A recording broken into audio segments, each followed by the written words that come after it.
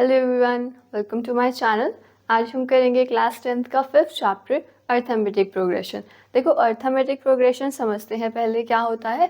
Suppose कि आपको ना मैंने एक नंबर्स की लिस्ट दी है। कैसे कि 1 2 3 4 इस तरह से जो है ये आगे चलते जा रहे हैं।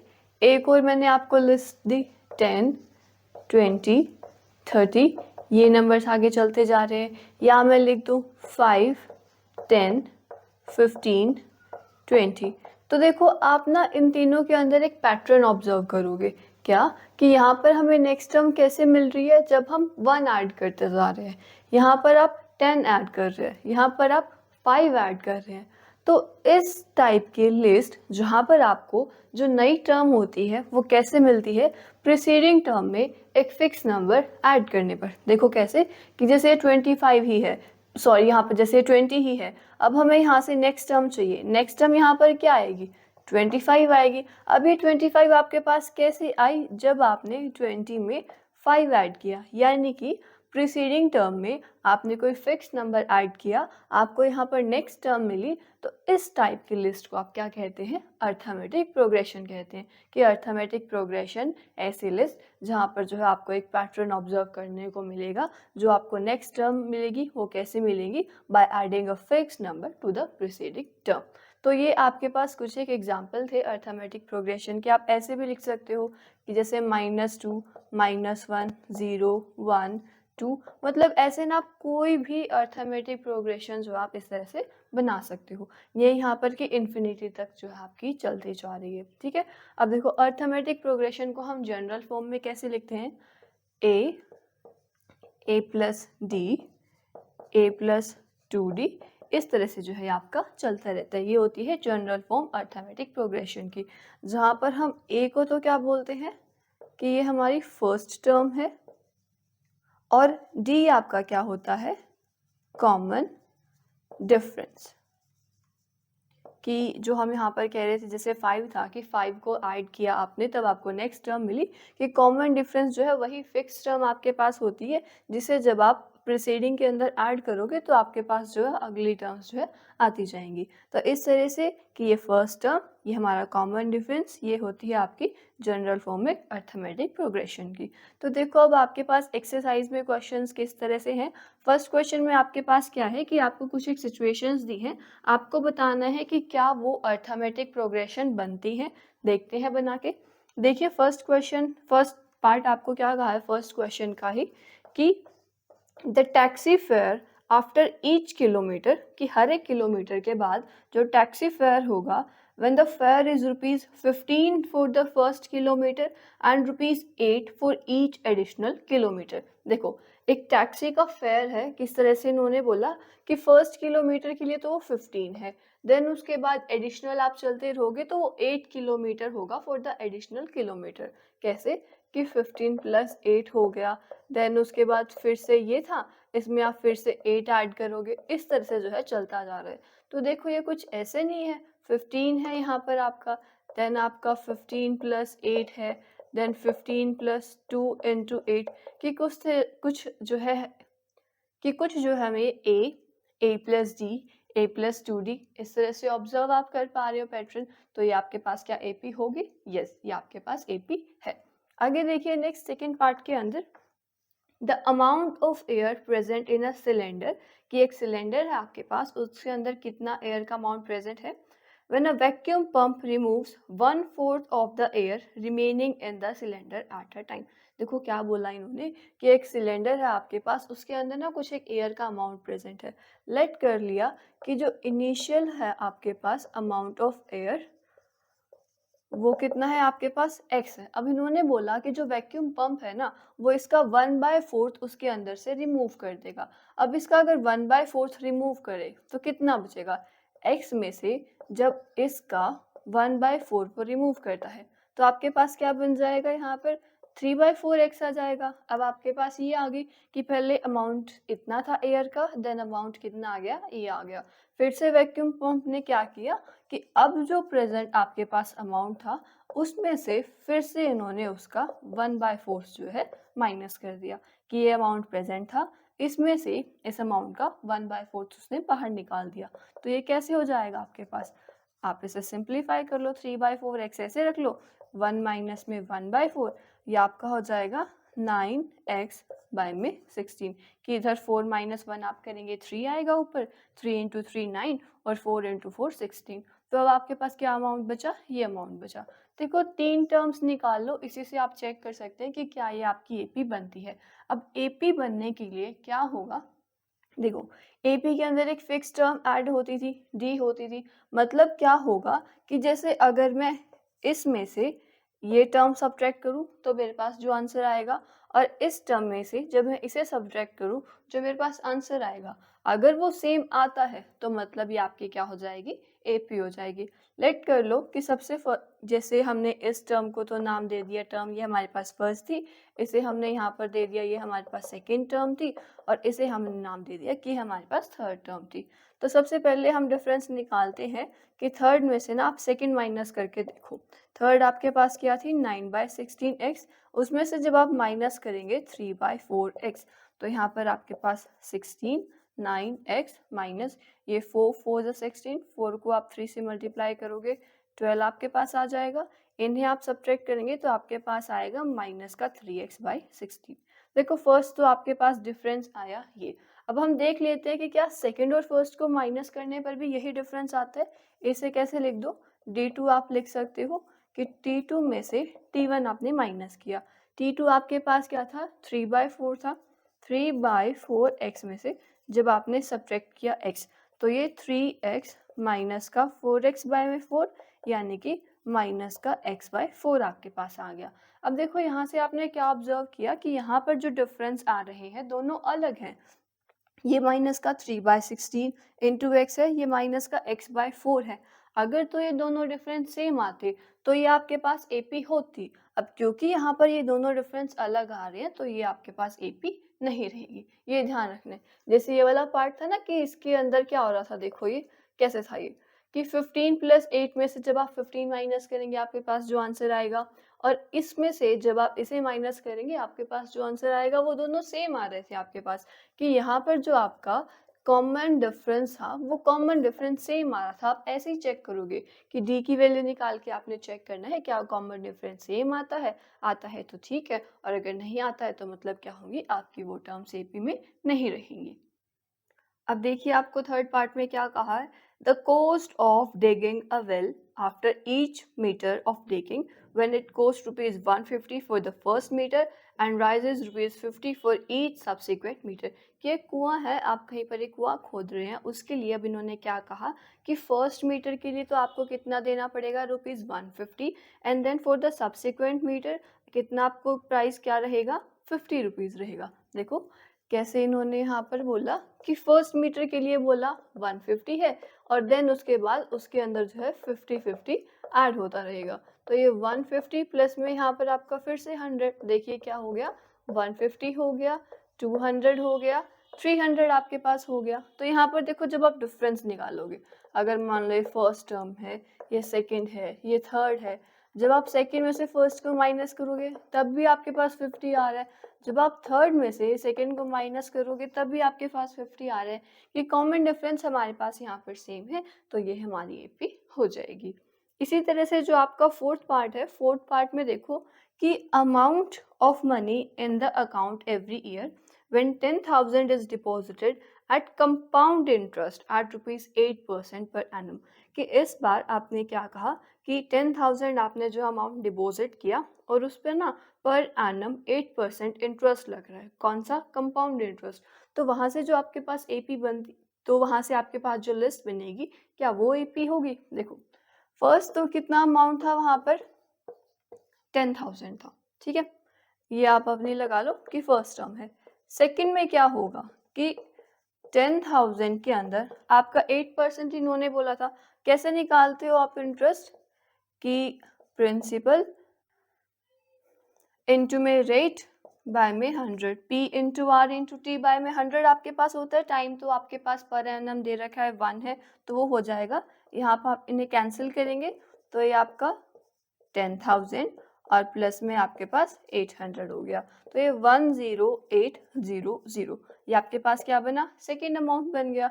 अब इसी तरह से देखिए थर्ड अगर आप निकालेंगे तो इसके अंदर आपका ऐड होगा। और कंपाउंड इंटरेस्ट में देखिए क्या होता है कि जो नया अमाउंट आपके पास होता है उस पर इंटरेस्ट लगता है हमेशा।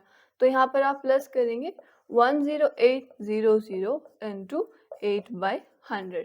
यहाँ से ये जीरोस कैंसिल आपकी, तो ये 10800 यहाँ पर 8 इंटू 8 64 और यहाँ पर 8 आ गया आपके पास। ये 4 6 16 1 1, इस बार आपके पास ये अमाउंट आ गया।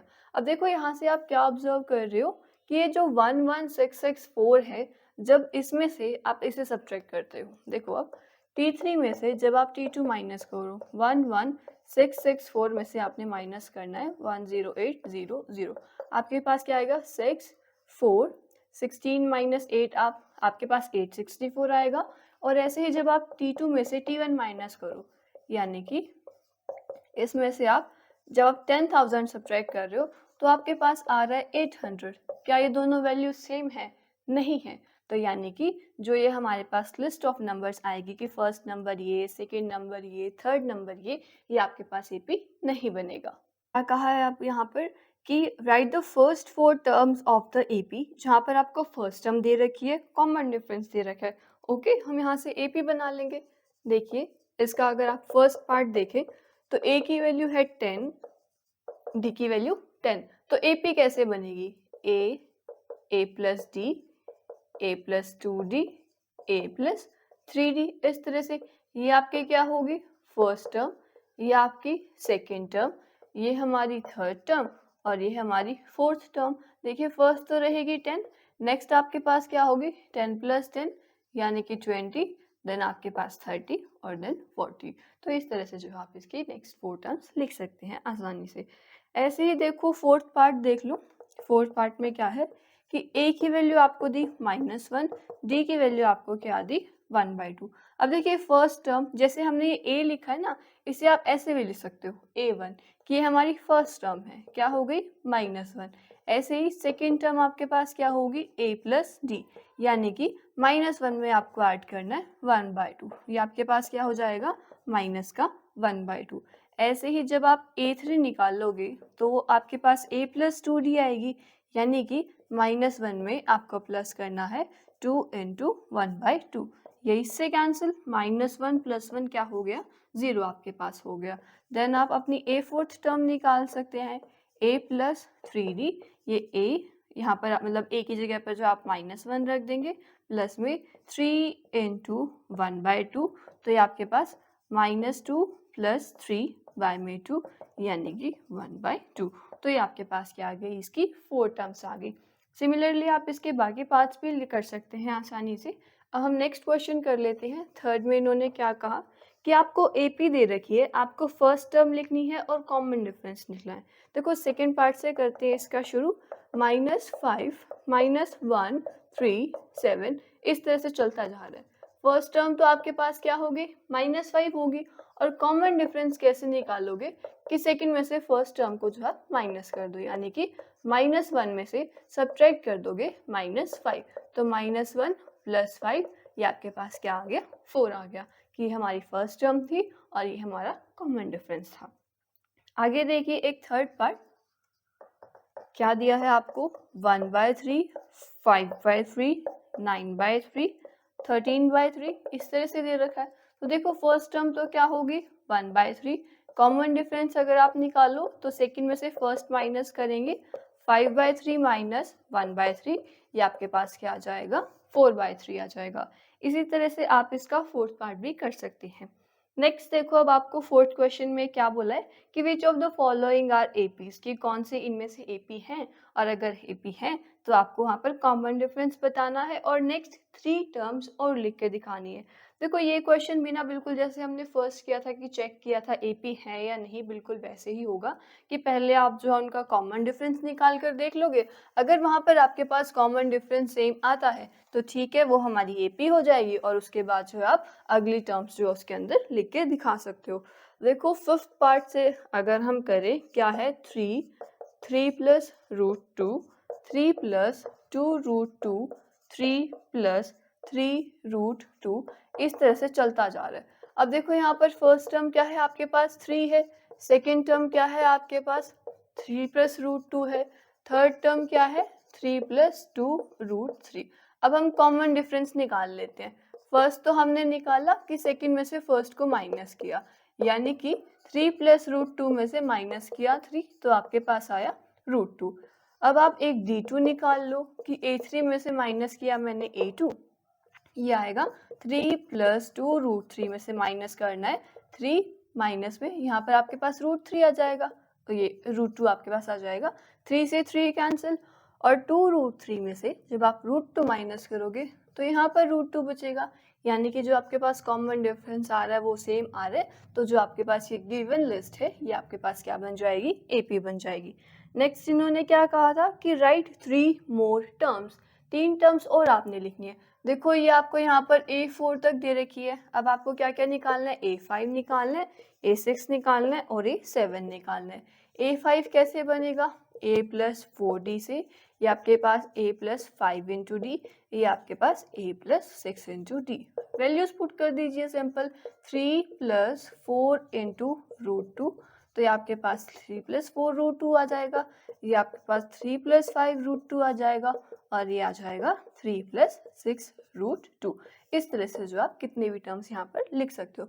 देखो एक ये चीज़ यहाँ से आप एक और ऑब्जर्व करोगे, जैसे फिफ्थ टर्म होती है तो वहाँ पर कॉमन डिफरेंस के साथ 4 आएगा, जब सिक्स्थ होती है तो उसके साथ 5 आएगा, जब सेवन्थ टर्म निकालते हो तो डी के साथ आपके पास 6 आता है। यहाँ ये चीज़ आप ध्यान रखना कि नेक्स्ट जो हम इसी के बारे में ही पढ़ेंगे कि टर्म्स कैसे निकालते हैं, टर्म्स निकालने का एक जनरल फॉर्मूला आपके पास क्या होता है। आगे देखिए इसका, अगर आप एक 8th पार्ट देखना चाहें तो यहाँ पर क्या है आपके पास माइनस का 1/2, माइनस 1/2, माइनस 1/2, और इस तरह से माइनस 1/2 सब चलता जा रहा है कि आपके पास फर्स्ट टर्म यही है, सेकेंड टर्म भी ये है, थर्ड टर्म भी ये है, फोर्थ भी है।